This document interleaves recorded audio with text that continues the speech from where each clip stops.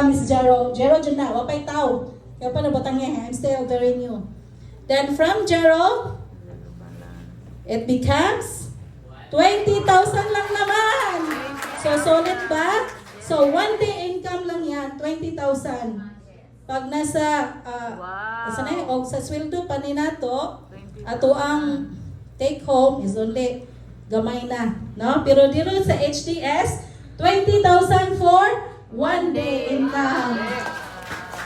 Then from 20,000, nahimo siyang 40,400. Then, I was awarded as the highest earner, 47,200.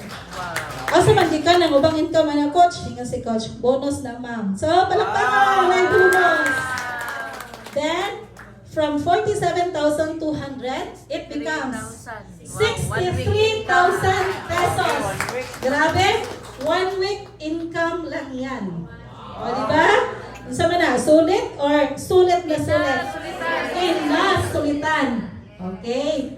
So, I have also my first encashment. In my whole life, no? So, diri ko na-excite. Yan.